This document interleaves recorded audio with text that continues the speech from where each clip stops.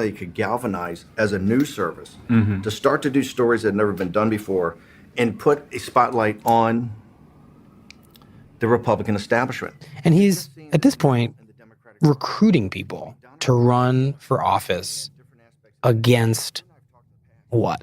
Against fellow Republicans. His aim is very clear. He wants to decimate the part of the Republican Party that started out as never Trump and continues to resist and criticize and, in some cases, undermine the president's agenda. So, the establishment.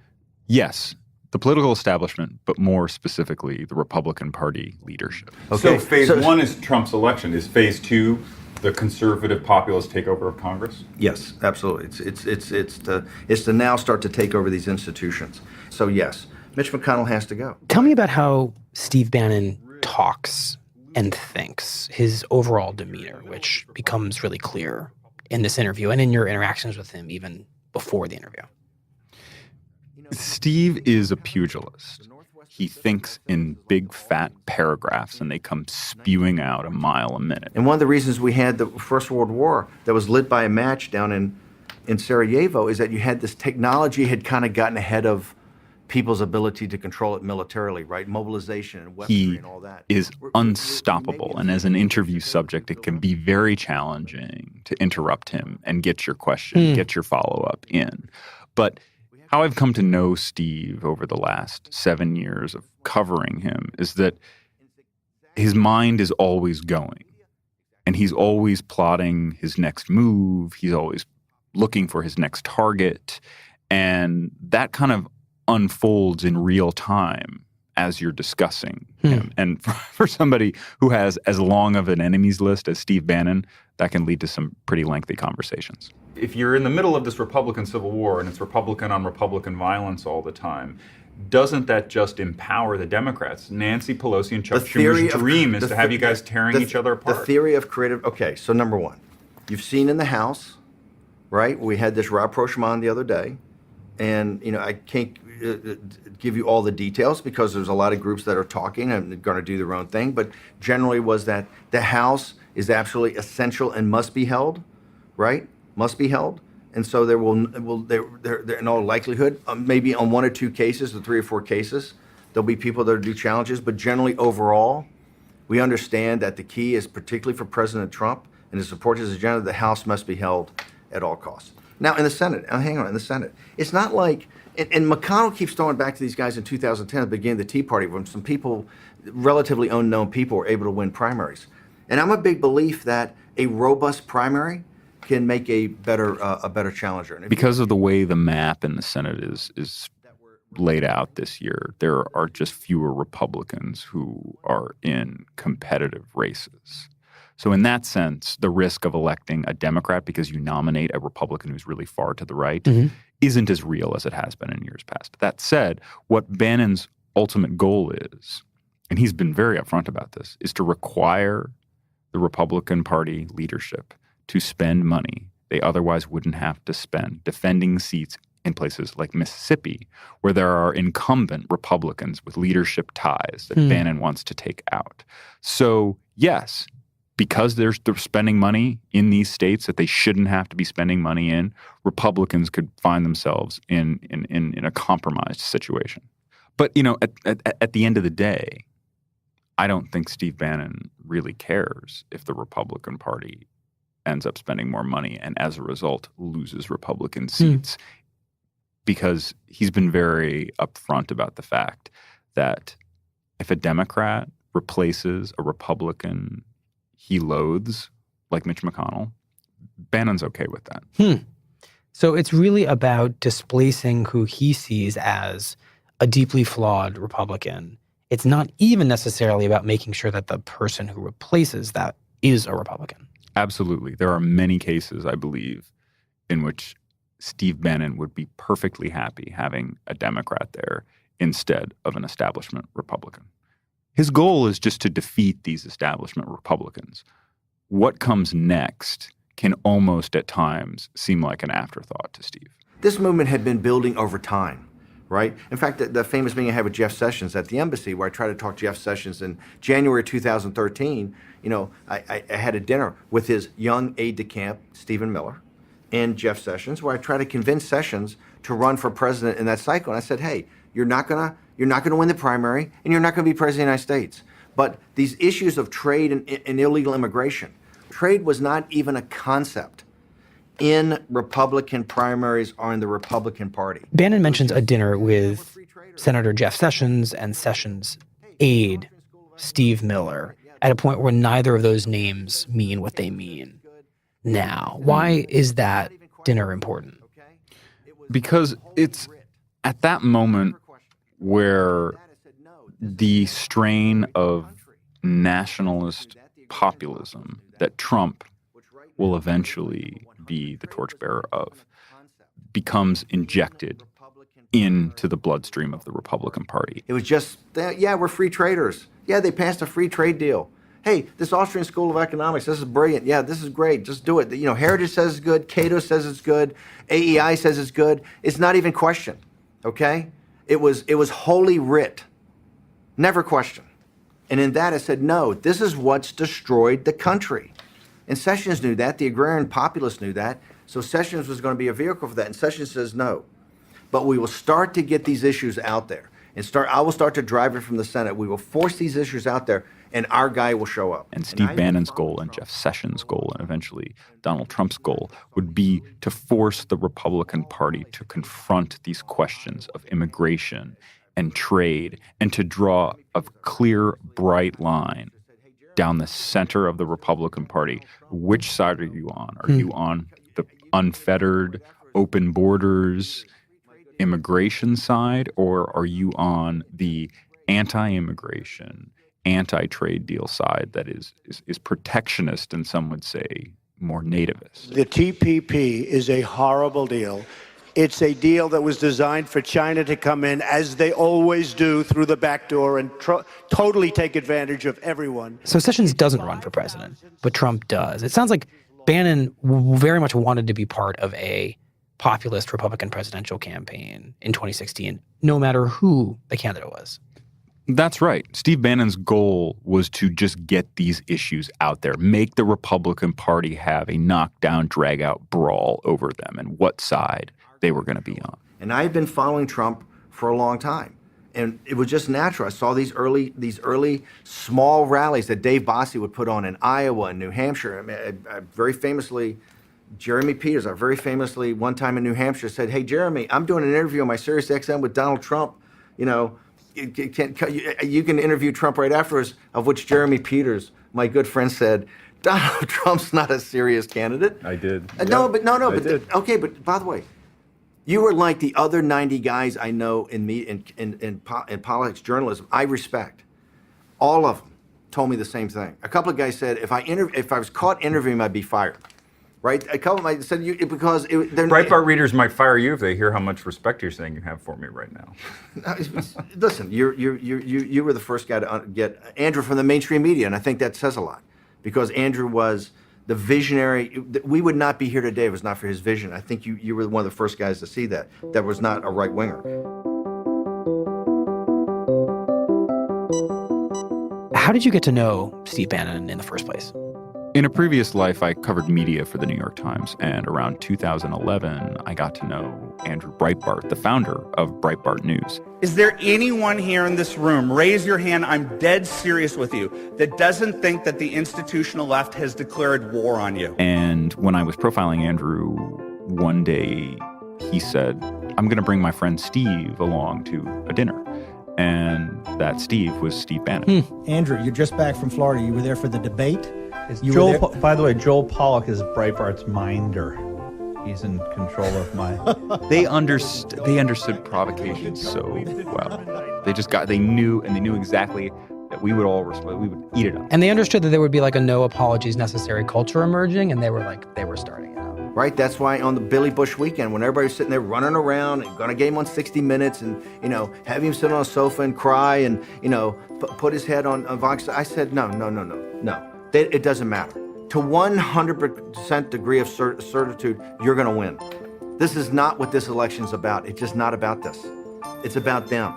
And they understand that you represent them. And all you have to do is reinforce that, and you're going to win. Give too much thought to it, that they may have even ignored it, even as it was ravaging working parts class of America. communities. Exactly. I mean, Steve has this idea that Donald Trump shared, that the trade pacts that the United States entered into under leaders of both political parties were detrimental to the working class of America and shipped jobs overseas and allowed more foreign labor to come into the country, further weakening the American workforce. And that's what they mean when they talk about America first. It sounds nativist. So a lot of people are alarmed at hearing that. And what that means, if you're Steve Bannon, is the jobs we have in this country should be for Americans first, not for people coming from overseas. I mean, he actually would, and this often gets lost in the conversation, he actually proposes and prefers reducing legal immigration, cutting it off, not just illegal immigration. With the goal, in his mind, of making sure that the people who are here have the best possible shot at finding the best possible work. Correct. That is, in a sense, nativist, right? I mean, it is a focus on those in the country at the expense of those who might come from outside the country. I think people like Steve who believe this are very open about that they believe that the country and its resources, economic, cultural, political, should be for its citizens, not for immigrants. Remember, the key to this movement, it's not the physical land of the United States, which is magnificent. And if you've been throughout the world, you realize how magnificent it is. It's not even the Constitution, the documents that have been transmitted down to us and these great founders framed, right? This Constitution, the way we're structured, which is incredible and unique throughout the world. It's not our capital or our wealth. It's if you go back in history, it's the American people. The American people have always made the right decision, whether it was in the Revolution, whether it was in the Civil War, whether it was in World War II or the Great Depression. They always, and when they have full information, they ultimately make the right decision. It's the greatest natural resource. It's had more positive impact, the American people, on world history, on more people. I get the sense that he's a student of history and sees himself as something of perhaps an amateur historian. Absolutely. He is a voracious reader. In his house, every conceivable surface that can hold a book is filled with one. And most of them are books on combat and on war heroes and major political wartime figures, Churchill, Lincoln, Grant. A colleague of his once told me a story when they were on a trip together. They were at the airport, and Steve had a big duffel bag with him. And the colleague picked up the duffel bag, and it was so heavy that he almost fell down and said, "Steve, what is in here?" And it was filled with books. Your background, you've gone to Harvard. You worked at Goldman Sachs. And Georgetown. Thank you. That kind of pedigree makes you somewhat of an unlikely populist revolutionary. No, I wonder if seeing those institutions If you know from the inside, if you know Roman history, colored your perspective. If you know Roman history, the Gracchi, right? The Tiberius and I think Marius Gracchi were the leaders of the revolution for the plebeians that eventually started the civil war in Rome and which finished 100 years later. Were part of the elite. Their family was one of the most elite families in town. Look, I come from a very blue collar family, right? My dad was able to get us into the middle class, and he still lives in the same home he bought 65 years ago, I think, for $8,000. We were Kennedy Democrats. We were Democrats all the way really until President Reagan, came on the scene, or Nixon with McGovern. We kind of left the Democratic Party because of the Vietnam War. Jeremy, can we walk through Steve Bannon's life a little bit? He had a really interesting and varied career through the years. He went into the Navy.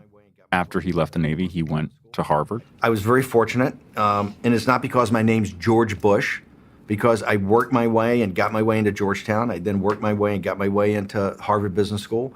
I did very well at Harvard. He went and worked at Goldman Sachs as a banker. I got a job at Goldman Sachs. At the time, the most elite part of Wall Street was Goldman Sachs' merger department. I got a job there, had a tremendous experience. And then he went to Hollywood and worked as a media executive and film producer. So he kind of inhabited all of these worlds that he rails against politically, that he uses as his political adversaries. Here's what I was able to see. That the party of Davos, the great consultants and intellectuals and all these smart guys and bankers and government officials, all these guys. And for those of us who haven't been invited, what is Davos? Davos is a big confab in Switzerland that occurs every year where corporate and political leaders gather and talk about how they're going to save the world. I've had the opportunity to be in the room, okay? And what I understand is that guys like my grandfather, my dad, are not just smarter than these guys, that they're more decent and have the community's well-being more than these guys, okay? Here's the issue. The issue before us is the party of Davos, this kind of global elite. And this is not some crank conspiracy theory. It's in plain view. Those people feel the closer to people in Paris and people in Shanghai and people in Milan, right, than they are to people in Dubuque, Iowa. And they've left behind their countrymen. Because he knows these institutions and he knows the people who inhabit them and who run them, they're deeply flawed, that they're no smarter than your average working class schmo in a barn, as he said in the interview, right? So having going to those elite institutions and working at the highest level, right? What dawned on me was that, and I mean this, I would rather be governed by the first 100 people that showed up to a Trump rally, okay? I would rather be governed by those 100 than the top 100 partners at Goldman Sachs. William Buckley famously said he would rather be governed by the first 100 people in the phone book than the first 100 names in the faculty at Harvard. And Bannon is kind of riffing on that, saying essentially the same thing. You will have a more decent country. You will have a country that has more of a sense of community. And you will have a country that understands its place in the world and is not trying to take its values and jam it down people's throats, but letting those people that admire the values of the lived experience of this country and its people that want to take those values, let them take it. So that's what the elite institution. By the way, I learned a lot, and I love Harvard. I love Goldman Sachs, the old Goldman Sachs. I love the Navy. They put a huge stamp on me and made me who I am today.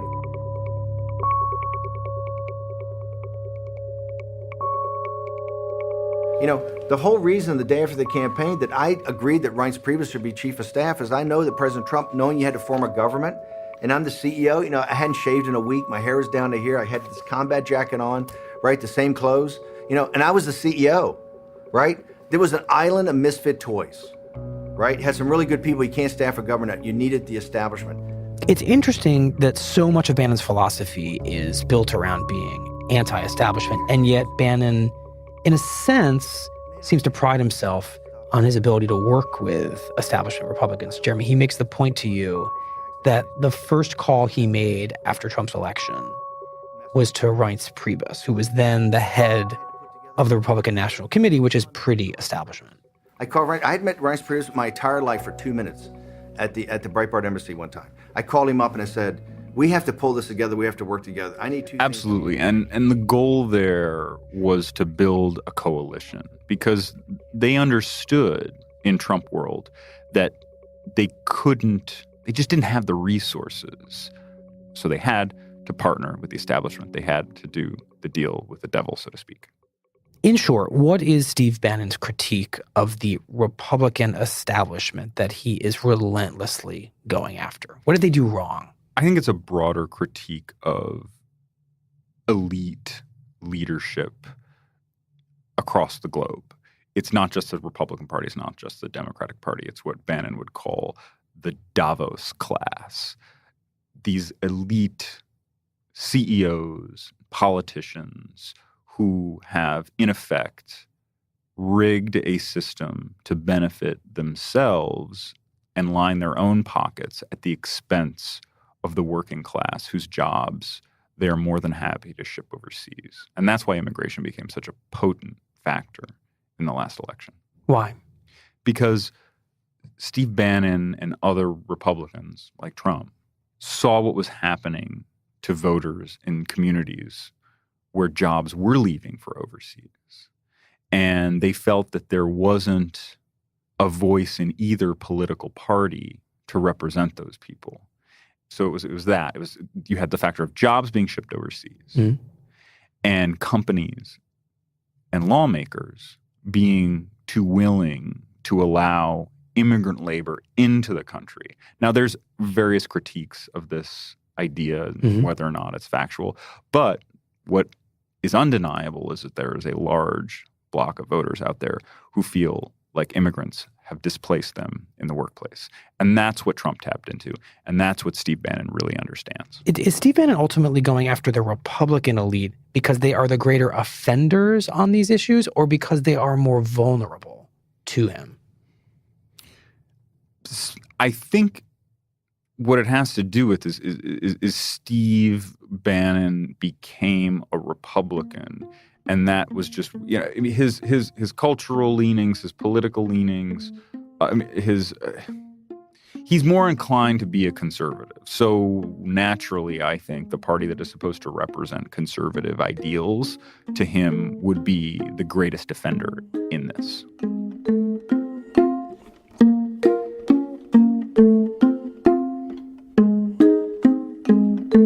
On Thursday afternoon, Senate candidate Roy Moore, who recently won the Republican primary in Alabama, was accused of making sexual advances on 4 women when they were teenagers.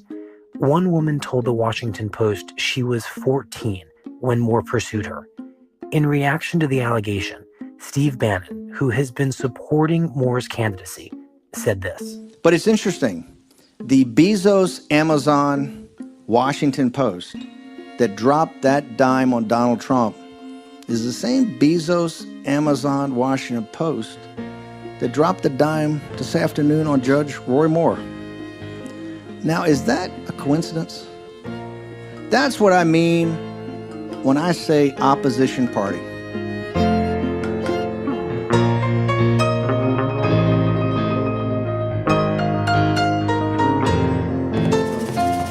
Jeremy, thank you for coming on and sharing this interview with Bannon. Of course. Thank you, Michael. The New Washington is produced by Michael Simon Johnson and Michaela Bouchard. Brad Fisher is our engineer. Lisa Tobin is our executive producer. Samantha Hennig is our editorial director. Our theme music is by Jim Brunberg and Ben Landsberg of Wonderly.